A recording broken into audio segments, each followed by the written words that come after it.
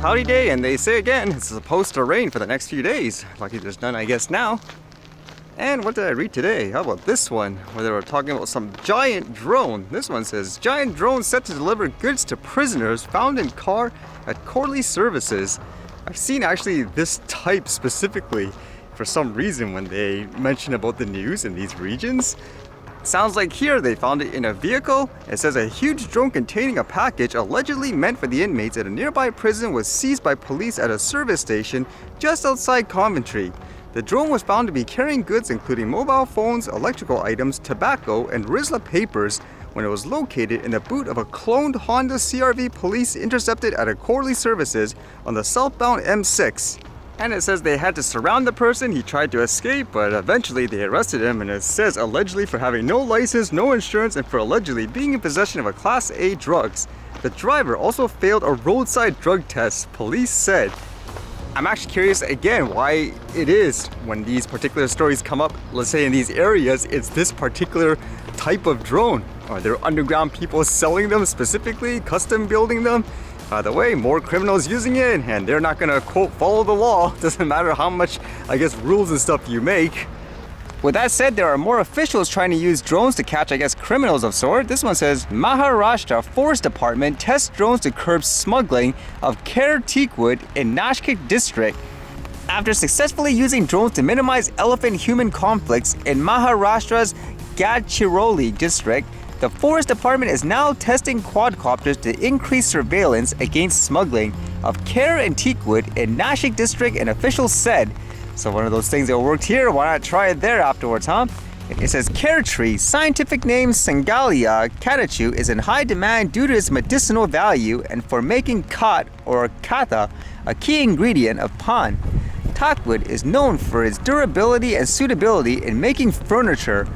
In Nashik district, which borders Gujarat, drones are being tested in the forest cover from Igarapuri to Trimabashwar ranges to use the unmanned aerial vehicles as a surveillance tool. The drones are equipped with a thermal imaging system that will enable forest officials to detect any illegal human movement inside forests and their activities, the officials said. I guess overall, in my opinion, that's good if you're using it in an effective way like this to catch criminals and all that. It's just one of those things where it's okay, I guess, for an official to use it all of a sudden, whereas a lot of people would be yelling off the top of their lungs, flying it over a forest, disturbing wildlife and all that. I mean, it's one of those things you need to be consistent in that case, in my opinion anyways, because a lot of people could be using it in a good way.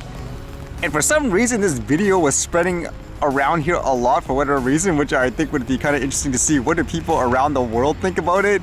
Apparently, recently here, Canada approved a $650 million aid to Ukraine, I guess, for the war between them and Russia. And our Prime Minister here, Justin Trudeau, made this speech of sorts saying why it's important, ultimately saying if we don't stop, let's just say, Russia and all that, the world will be worse for us, so we have to invest in it. But the way I guess it's presented, it almost seems kind of over the top and scary in a way, like a power trip, I don't know.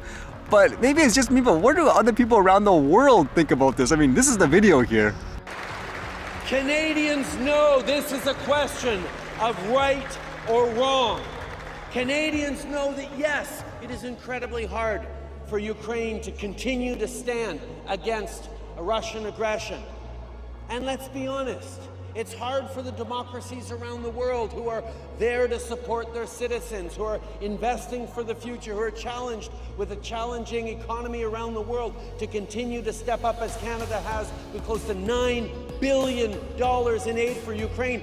But we will, because the cost on Canadians, on our lives, on our world will be so much greater if Putin wins this war, that we will and have to stand every single day until Ukraine wins this war. So what do other people around the world think about this? Do you think it's a passionate speech and it's motivational, or do you think it's kind of disturbing per se? To me, it's a little weird because it comes across to me in one of those speeches where a guy really wants blood, like in that aspect, even though he's talking about, for example, why we need to invest millions of dollars for them. It just comes across to me again where it sounds like somebody wants to kill another person and is giving you the reasons why you should. So What would you think?